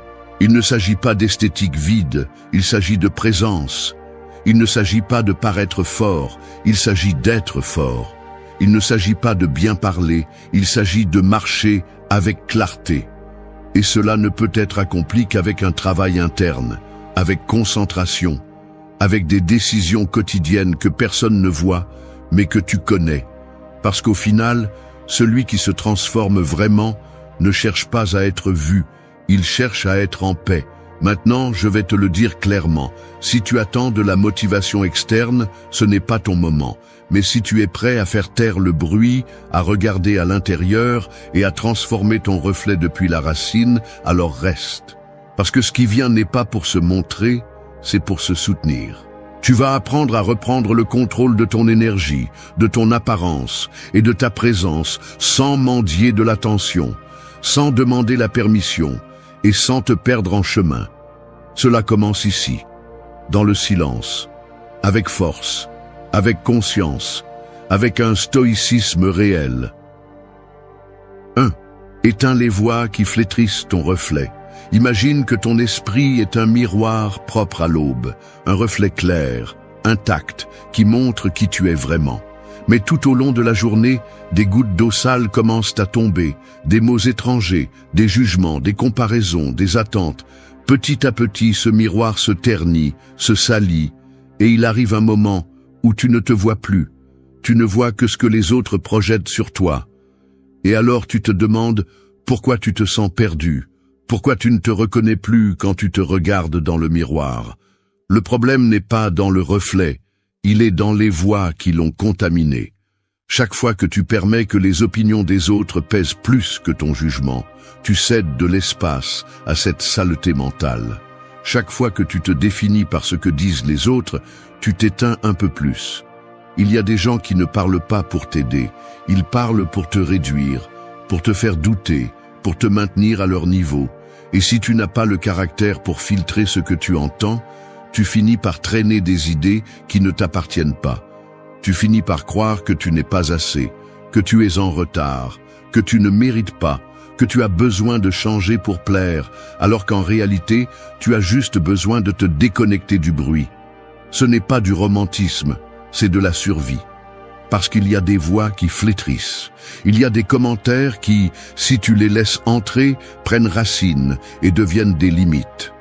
Le premier acte d'amour-propre réel n'est pas de bien s'habiller, ni de se regarder dans le miroir avec des affirmations vides. C'est d'apprendre à fermer la porte à ceux qui ne savent que contaminer ta perception. La discipline commence là, à t'entraîner à ne pas absorber tout ce que tu entends, à comprendre que toutes les opinions ne valent pas, que tout le monde n'a pas l'autorité pour te dire qui tu es. Beaucoup de gens vivent en mode automatique, réagissant à chaque critique, modifiant leur comportement pour plaire, collectionnant la validation comme si c'était de l'oxygène. Mais celui qui veut vraiment se transformer doit rompre ce cycle. Tu ne peux pas te polir si tu es collé au jugement de ceux qui n'ont jamais fait le travail de se regarder à l'intérieur. Tu ne peux pas avancer si tu portes les étiquettes que d'autres t'ont collées par commodité ou par ignorance. Tu dois faire taire ces voix, pas avec des cris ou des confrontations inutiles, mais avec présence, avec une transformation si claire qu'il n'y a plus de place pour le doute. N'explique rien, ne justifie rien. Commence simplement à travailler sur toi avec un tel engagement que les critiques sonnent comme des échos lointains sans pouvoir. Les gens vont donner leur avis quoi que tu fasses. Alors laisse-les donner leur avis pendant que tu construis. Laisse-les parler pendant que tu guéris. Laisse-les juger pendant que tu nettoies ton reflet. Le silence est aussi un langage. Et quand il est ferme, quand il naît d'un processus réel, il peut devenir plus fort que n'importe quel mot. Ton reflet se nettoie lorsque tu apprends à choisir ce qui entre dans ton esprit, lorsque tu décides que tu ne laisseras plus le bruit des autres dicter le volume de ta vie. Si tu dois disparaître un moment pour te revoir clairement, fais-le. Si tu dois couper des liens pour retrouver ton centre, fais-le. Si tu dois décevoir les autres pour arrêter de te trahir, fais-le aussi. Tu n'es pas ici pour porter les voix des autres, tu es ici pour retrouver la tienne. Celle que tu as oubliée, celle qui te fait avancer, celle qui te dit à voix basse, continue, tu n'as pas encore montré la moitié de ta lumière. Mais pour que cette voix ressurgisse, tu dois éteindre celles qui flétrissent. Et une fois que tu l'as fait, le reflet s'éclaircit, non pas parce que le monde a changé, mais parce que tu es enfin revenu à toi. 2. Ferme la fenêtre au bruit extérieur et reviens à toi-même. Il y a des gens qui vivent avec les fenêtres ouvertes toute la journée, laissant entrer la poussière, la fumée, les voix de la rue et même le jugement de ceux qui ne connaissent même pas leur histoire. Avec le temps, la maison devient inhabitable. Ce n'est plus un refuge, c'est une extension du chaos extérieur. Il en va de même pour l'esprit. Si tu n'apprends pas à fermer la fenêtre au bruit extérieur, tu finis par vivre dans un espace qui n'est pas le tien, rempli d'idées empruntées, d'exigences que tu n'as pas choisies et de normes qui ne te représentent pas. Et puis tu te demandes pourquoi tu es fatigué, confus, déconnecté. Parce que tu ne t'habites pas, tu survis au milieu de ce que les autres ont laissé entrer. Il y a trop de gens qui donnent leur avis, trop de contenu qui distrait, trop d'attentes sur la façon dont tu devrais être, t'habiller, agir, progresser. Chaque voix que tu écoutes sans filtre est une petite invasion de ton intimité mentale. Le silence n'est pas seulement l'absence de bruit, c'est la récupération de l'espace intérieur. Et pour y parvenir, tu dois commencer à poser des limites. Tu ne peux pas construire une vie cohérente si chaque jour tu reçois des opinions qui contredisent ce que tu sais déjà. Tu ne peux pas garder ton énergie propre si tu permets à n'importe quoi d'entrer simplement pour ne pas sembler distant. Il y a des moments où la distance n'est pas de la froideur, c'est de la protection. Ferme la fenêtre. Ne laisse plus entrer le bruit. Tu n'as pas besoin de savoir ce que tout le monde pense. Tu n'as pas à consommer la vie des autres comme si c'était un miroir de ce qui te manque. Chaque seconde que tu passes à te soucier de l'extérieur est du temps que tu perds à te connaître. Quand a été la dernière fois que tu as été avec toi sans interruption? Quand a été la dernière fois que tu t'es vraiment écouté sans l'écho de ce qu'on attend de toi? Si tu ne peux pas répondre à cela, il est temps de revenir à toi. Le monde veut que tu sois disponible, divertissant, distrait, mais celui qui se transforme vraiment apprend à disparaître. Apprend à dire non, à fermer les réseaux, à éteindre le téléphone, à ne pas répondre pendant un moment. Non par arrogance, mais par nécessité. Tu récupères ta maison, tu nettoies ton espace, et cela ne se fait pas si tu es ouvert à tout. Celui qui ne met pas de filtre se contamine. Et ensuite, il finit par agir par inertie, désirant ce dont il n'a pas besoin, imitant ce qui ne le représente pas, vivant une vie qui n'est pas la sienne. Revenir à soi est une pratique quotidienne. Ce n'est pas t'isoler du monde, c'est te reconnecter à ce qui compte. C'est prendre des décisions conscientes sur ce que tu vois, ce que tu entends, ce que tu permets d'entrer. C'est choisir avec quoi tu nourris ton esprit, ton corps, ton énergie. Et pour cela, il faut apprendre à fermer des portes. Parfois, cela implique de s'éloigner des personnes qui te distraient plus qu'elles n'ajoutent. D'autres fois, cela implique d'arrêter de suivre des comptes, d'arrêter de répondre à des messages qui n'apportent rien, d'arrêter de chercher des stimuli qui ne font que t'endormir. Parce que plus tu construis de silence à l'intérieur, plus la clarté commence à émerger. Et avec la clarté vient la direction. Il y a ceux qui te traiteront d'égoïste pour te prioriser, de froid pour te déconnecter, d'étrange pour vouloir la paix. Laisse-les. Celui qui ne connaît pas le chaos interne ne comprend pas la valeur du silence. Tu n'es pas venu pour plaire, tu es venu pour grandir. Et cette croissance ne se crie pas, elle se cultive. Ferme la fenêtre au bruit extérieur et reste avec toi. Apprends à apprécier ta propre compagnie, ton propre processus, tes propres silences. Parce que c'est dans cet espace intime que se forge la présence réelle. Pas celle qui cherche l'approbation, mais celle qui transmet le respect sans avoir à parler. Et quand cela se produit, tu n'as plus besoin d'être validé parce que tu es revenu à toi. Et cela, personne ne peut te l'enlever. 3. Sculpte ton corps comme un acte de respect silencieux. Un sculpteur ne crie pas pendant qu'il travaille, il ne fait pas de bruit, ne se vante pas, ne cherche pas l'attention. Il prend simplement le bloc brut, visualise ce qu'il y a à l'intérieur et commence à sculpter. Jour après jour, coup après coup, millimètre par millimètre. Le marbre ne se transforme pas en art, avec précipitation ou avec des mots. Il se transforme avec intention, avec discipline, avec cette force silencieuse qui n'a pas besoin de témoins. Ainsi doit être le processus avec ton corps. Non pas comme une punition, non pas comme une obsession, mais comme une forme de respect. Car habiter un corps fort, propre et soigné n'est pas de la vanité. C'est une déclaration silencieuse que tu es éveillé, présent et engagé envers toi-même. Il y a quelque chose de profondément puissant à travailler ton corps sans l'annoncer. À aller à la limite, sans le publier, sans te comparer, sans attendre que personne ne l'apprécie. Parce que tu ne le fais pas pour les autres, tu le fais pour toi.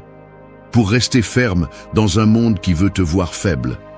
pour te rappeler chaque matin que oui, tu peux dominer la paresse, que oui, tu peux te tenir au milieu de l'inconfort, parce que lorsque tu renforces le corps, tu renforces aussi l'esprit. Et quand l'esprit est clair, tes décisions cessent de dépendre du chaos émotionnel. Tout commence par la façon dont tu te prends en charge, par la façon dont tu te confrontes à toi-même à ce moment où personne ne te voit. Tu n'as pas besoin de la salle de sport la plus chère, ni du corps le plus parfait. Tu as besoin de décisions. Tu as besoin de créer l'habitude de bouger, de te pousser, de te surpasser un peu chaque jour. Le corps est comme le caractère, il se forme avec la répétition, avec la constance, avec l'inconfort. Si chaque fois que tu te sens paresseux, tu abandonnes, alors tu as déjà perdu avant de commencer. Mais si chaque fois que tu te sens paresseux, tu décides de bouger quand même un peu, tu entraînes plus que tes muscles. Tu entraînes ta volonté. Et non, il ne s'agit pas de s'obséder avec une image. Il s'agit de construire un corps qui te soutient, qui reflète l'ordre, la santé, la présence. Un corps qui n'a pas besoin de parler, qui transmet la sécurité par lui-même. La peau ferme, le dos droit, les pas décidés. Tout cela communique sans besoin de mots. Et c'est là que se trouve la véritable transformation. Pas dans l'esthétique superficielle, mais dans ce que tu projettes lorsque tu sais que tu te tiens à tes engagements, que tu fais ce que tu as dit que tu ferais, que tu ne te trahis pas. Beaucoup cherchent à changer depuis l'esprit, mais oublient le corps. Et le corps garde aussi des émotions, des histoires, des traumatismes qui ne se libèrent que lorsque tu décides de le bouger, de le respirer, de le défier. Chaque goutte de sueur est une façon de lâcher du poids émotionnel. Chaque répétition est une affirmation de pouvoir interne. Chaque entraînement est un rituel silencieux où tu réaffirmes ton engagement.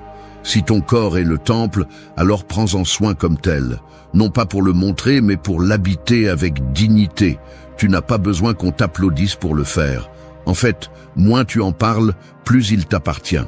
La vraie force ne se crie pas, elle se remarque. Le véritable respect ne s'exige pas, il se projette. Et cela commence par la façon dont tu traites ton corps lorsque personne ne regarde. Le négliges-tu ou l'élèves-tu? L'utilises-tu comme une échappatoire ou comme une base de construction? Chaque décision compte, chaque mouvement s'ajoute. N'attends pas le moment parfait. Le corps se sculpte au milieu de la fatigue, au milieu de la douleur, au milieu du silence. Fais-le pour ce toi qui émerge, pour ce toi qui mérite de se sentir fort, stable, connecté.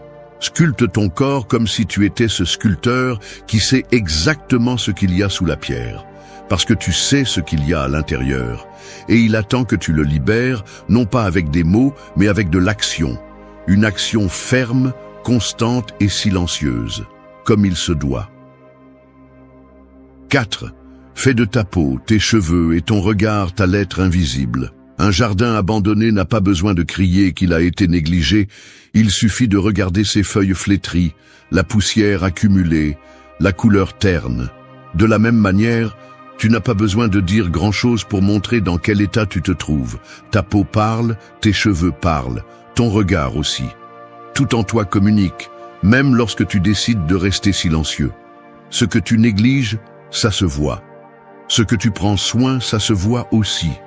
L'apparence n'est pas seulement esthétique, elle est le reflet de ton lien avec toi-même. Et même si beaucoup veulent feindre la confiance par les vêtements ou l'attitude, la vérité se voit toujours dans les détails que tu ne peux pas feindre. Il ne s'agit pas de paraître parfait, il s'agit de montrer que tu te respectes. Une peau propre, hydratée, soignée, n'a pas besoin de maquillage pour imposer sa présence. Des cheveux bien coiffés ou simplement propres n'ont pas besoin de luxe pour transmettre l'ordre. Un regard ferme, clair, reposé, peut en dire plus que 1000 phrases motivantes. Il y a quelque chose dans le soin physique qui va au-delà de l'extérieur. C'est une façon de dire au monde, oui, je suis là et je me valorise assez pour ne pas m'abandonner. Non par vanité, mais par cohérence. Prendre soin de toi ne devrait pas dépendre de qui te regarde. Tu ne devrais pas te préparer seulement pour plaire, seulement pour te plaire. Tu devrais le faire parce que tu en as besoin, Parce que lorsque tu es aligné à l'extérieur, tu te mets aussi en ordre à l'intérieur. Parce que nettoyer ton visage, te coiffer avec intention, vérifier ta posture, t'hydrater, choisir comment tu te présentes chaque jour, sont des moyens petits mais puissants de maintenir ton centre. Personne n'a à le voir, personne n'a à le remarquer, mais toi tu le sais, et cela suffit. Beaucoup pensent que changer de vie commence par de grandes décisions, mais cela commence presque toujours par de petites choses. Quand tu décides de te lever et de te laver le visage calmement, quand tu choisis de mettre des vêtements qui te font te sentir digne, quand tu te regardes dans le miroir et que tu vois que tu es constant, que tu ne te laisses pas tomber. Le soin personnel n'est pas un luxe, c'est une déclaration de respect. Et dans le silence, il devient l'une de tes armes les plus puissantes, parce que les gens le remarquent, même s'ils ne le comprennent pas. Tu n'as pas besoin d'expliquer pourquoi tu es différent. Il suffit que ta présence le dise pour toi. Les gens ne comprennent pas toujours comment, mais ils sentent quand quelqu'un est revenu à lui-même. Ils le perçoivent dans la peau sereine, dans les cheveux qui reflètent l'ordre, dans le regard qui ne dévie plus. Tu peux parler à partir de tes choix quotidiens, de la façon dont tu marches, de la façon dont tu respires, de la façon dont tu te tiens. La transformation profonde ne s'annonce pas, elle s'incarne. Et chaque geste de soin de soi ajoute de la force à cette présence. Il y en a qui vont minimiser. Ils te diront que cela n'a pas d'importance, que l'essentiel est ce qui est à l'intérieur. Et oui, l'intérieur est clé. Mais l'extérieur compte aussi, car il est une extension de ce que tu portes à l'intérieur. Si tu es brisé, tu le montres. Si tu es connecté, tu le montres aussi. Et il ne s'agit pas d'une obsession de l'image, mais d'une décision sur la façon dont tu veux te présenter au monde, même lorsque tu ne dis pas un seul mot. Celui qui se respecte n'a pas besoin de fioritures exagérées, il a juste besoin de cohérence. Et cette cohérence se construit à partir de chaque habitude de soin que tu choisis de maintenir, même les jours où tu n'en as pas envie. Fais de ta peau ton armure propre, de tes cheveux ton symbole d'ordre, de ton regard ton langage ferme. Tu n'as pas besoin de crier les changements. Assure-toi simplement que lorsque l'on te voit, peu importe le moment, on peut percevoir que tu t'appartiens, que tu es revenu à toi, qu'il y a une décision silencieuse derrière chaque détail. Et cela, crois-moi, se remarque plus que n'importe quel mot, parce que celui qui prend soin de ce que les autres ne voient pas, crée une force qui ne se discute pas. Elle se perçoit et elle se respecte. 5. Tiens ton corps comme si tu étais déjà celui que tu es en train de construire. Un acteur, avant de monter sur scène, répète non seulement ses répliques, mais aussi sa posture, sa façon de marcher, sa respiration. Parce qu'il sait que le corps communique bien avant les mots. Mais tu ne joues pas, tu t'entraînes à une version réelle. Et pourtant, tu devrais te déplacer dans le monde comme si tu étais déjà cette personne que tu travailles à devenir. Parce que si tu attends de changer à l'intérieur pour commencer à changer à l'extérieur, tu es en retard. Parfois, tu as besoin de commencer à l'envers. Redresser le dos avant de croire en toi. Marcher fermement avant d'être complètement sûr. Respirer profondément avant de ressentir le calme. Faire semblant d'être en contrôle jusqu'à ce que tu le sois vraiment. Non pas comme un mensonge, mais comme un pont vers ce que tu construis. La façon dont tu te déplaces en dit long sur ta relation avec toi-même. Si tu traînes les pieds, si tu voûtes les épaules, si tu regardes le sol tout le temps, le corps devient le reflet d'un esprit éteint. Mais si tu lèves le menton, si tu marches avec une direction, si tu tiens l'abdomen, si tu alignes les épaules, si tu fais un contact visuel sans trembler, tu envoies des signaux silencieux au monde et aussi à toi. Peu importe si tu te sens encore faible, le corps peut aider l'esprit à croire que tu ne l'es plus. Les stoïciens ne parlaient pas d'image, ils parlaient de présence. Et la présence se travaille. Elle se construit lorsque tu décides de ne pas bouger par peur, mais par intention. Lorsque tu ne te caches pas à l'intérieur du corps, mais que tu l'habites avec fermeté. Personne ne va te donner de la sécurité. Personne ne va te donner la permission de te sentir digne. C'est toi qui choisis chaque matin comment te présenter. Et tu le fais depuis le physique, depuis le concret, depuis ce que tu contrôles. Tu peux avoir 1000 pensées confuses, mais si tu corriges ta posture, tu as déjà fait le premier pas. Si tu régules ta respiration, tu as déjà pris le deuxième. Si tu marches comme si ton espace avait de la valeur, l'environnement commence à le remarquer, même avant toi. Beaucoup sous-estiment le pouvoir de la façon dont ils tiennent leur corps. Ils pensent que la transformation est uniquement mentale et émotionnelle, mais ils oublient que le corps est le véhicule. Et si ton véhicule est effondré, tendu, rétréci, désordonné, il sera difficile d'avancer avec clarté. Tu dois t'aligner. Tu dois te déplacer comme si tu étais déjà le résultat. Non par arrogance, mais par détermination. Parce que tenir ton corps est une façon de montrer du respect pour ce que tu construis. Tu ne peux pas dire que tu te transformes tout en marchant comme si tu portais une défaite sur ton dos. Marche comme si ton énergie n'était pas négociable. Que tu ailles au travail, à la salle de sport ou simplement dans la rue, fais-le comme quelqu'un qui connaît déjà sa valeur. Tu n'as pas besoin d'exagérer, tu n'as pas besoin de t'imposer. Habite simplement ton corps avec plus d'intention. Fais en sorte que chaque pas, chaque mouvement, chaque geste parle de quelqu'un qui est présent, qui est éveillé, qui ne renonce pas. Et même si tu as des doutes à l'intérieur, même si tu es encore en train de guérir des blessures, même si tu n'es pas encore arrivé où tu veux, comporte-toi comme quelqu'un qui est en chemin. Parce que c'est ce que tu es. Un projet en construction qui n'attend pas d'être terminé pour commencer à marcher avec assurance. Ne t'abandonne pas dans le processus. Ne te déplace pas depuis l'insécurité. Ne porte pas ton corps comme si c'était un fardeau de plus.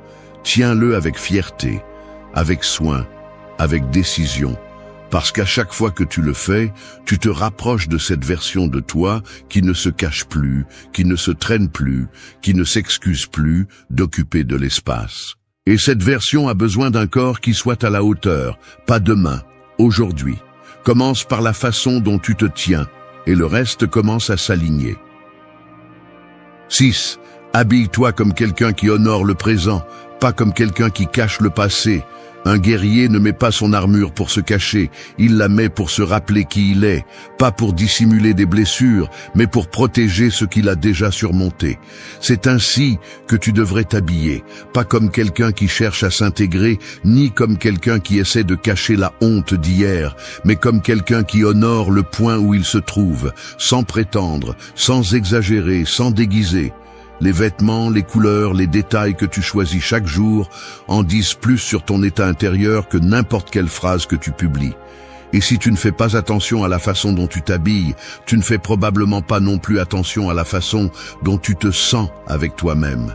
Il ne s'agit pas de mode ou de luxe, il s'agit de présence, de cohérence, de ce geste silencieux qui montre que tu ne te laisses pas tomber, même si tu es en processus. Parce qu'il y a ceux qui utilisent les vêtements pour attirer l'attention, mais il y a aussi ceux qui les utilisent pour se cacher. Et aucun des deux extrêmes ne reflète une véritable transformation. Ce que l'on cherche ici, c'est autre chose. C'est de choisir consciemment comment tu veux te présenter au monde sans traîner le poids de ce que tu as été, sans dissimuler les insécurités ni cacher les cicatrices. Simplement te montrer à partir d'un lieu de dignité silencieuse. S'habiller ne devrait pas être un acte automatique. Cela devrait être une affirmation. Je suis ici, je suis éveillé, je suis présent. Même si je ne suis pas encore qui je veux être, je mérite de m'habiller avec respect. Même si je n'ai pas les meilleurs vêtements, je peux les garder propres, bien entretenus, bien assortis. Même si mes vêtements ne sont pas chers, je peux les porter comme si je savais que je vaux plus que n'importe quelle étiquette. Parce qu'à la fin, ce n'est pas ce que tu portes, c'est l'intention avec laquelle tu le portes, la façon dont tu marches avec ça, la façon dont tu te sens pendant que tu le portes, c'est ce qui transmet. S'habiller consciemment est aussi une façon de fermer des cycles. Il y a des gens qui continuent à porter des vêtements qui leur rappellent des périodes où ils se sentaient faibles, perdus ou brisés. Il y a ceux qui mettent la première chose qu'ils trouvent, non pas parce qu'ils sont à l'aise, mais parce qu'ils ne croient plus que cela vaut la peine de faire des efforts. Mais si tu es ici, si tu lis ceci, c'est parce que quelque chose en toi veut encore plus.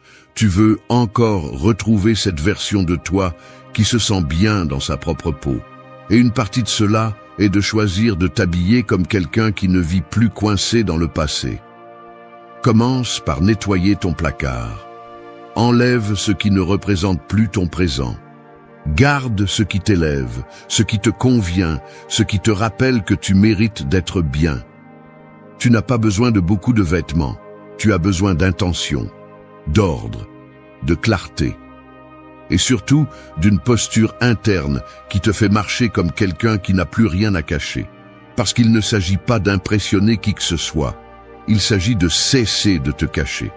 Il s'agit de construire une image qui est alignée avec ton avancement. Regarde-toi avant de sortir. Non par vanité, mais par respect.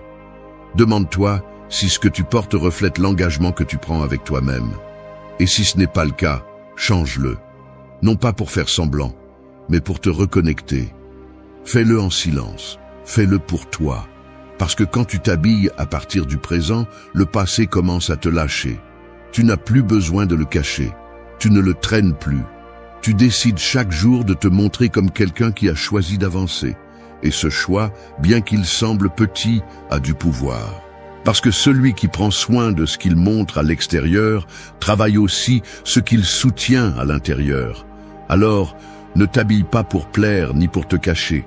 Habille-toi comme quelqu'un qui honore ce qu'il construit, comme quelqu'un qui sait qu'il n'a pas terminé son chemin, mais qui n'a plus l'intention de marcher courbé par ce qu'il a vécu.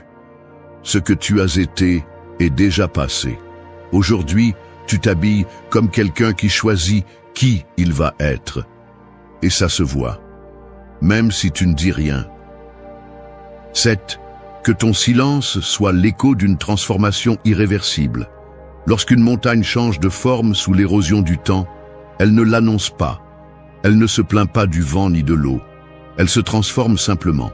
Et ce qui était autrefois tranchant devient courbe. Ce qui était autrefois fragile devient roche solide.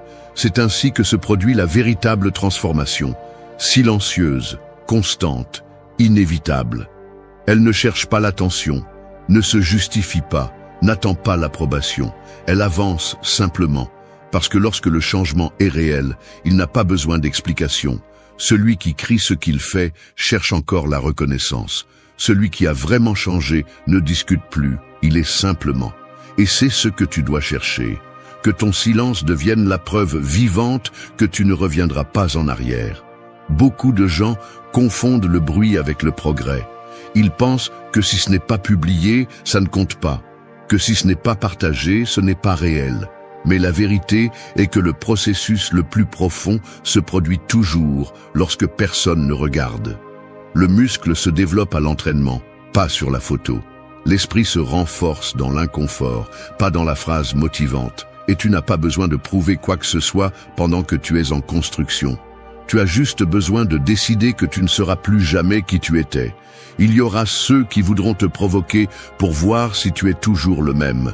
Il y aura ceux qui essaieront de te ramener à l'ancien scénario que tu jouais. Mais tu n'es pas obligé de réagir. Tu n'es pas ici pour répéter des schémas, tu es ici pour les briser. Et cette rupture se produit en silence. Chaque fois que tu décides de ne pas répondre avec colère, chaque fois que tu choisis le calme plutôt que le drame, chaque fois que tu t'éloignes sans expliquer, tu entraînes une force qui ne s'achète ni ne s'enseigne, celle de quelqu'un qui n'a plus besoin de bruit pour savoir qui il est. Tais-toi, mais pas par peur, mais par conviction. Le silence devient puissant lorsqu'il est rempli d'intention. Chaque jour que tu passes, sans te justifier, sans chercher l'attention, sans mendier la validation, tu en dis plus que n'importe quel discours. Tu dis « je change », non pas pour te convaincre, mais parce que je ne peux plus rester le même. Et cela se voit. On le voit dans ton regard, dans ta posture, dans tes limites, dans ton énergie. Les gens le sentent, même s'ils ne savent pas comment l'expliquer. La véritable transformation ne fait pas de bruit. Elle n'émet pas d'avertissement. Elle ne supplie pas d'être comprise. Elle se produit simplement. Comme la marée qui change la forme de la côte avec une patience brutale, tu es cette marée, tu es ce changement.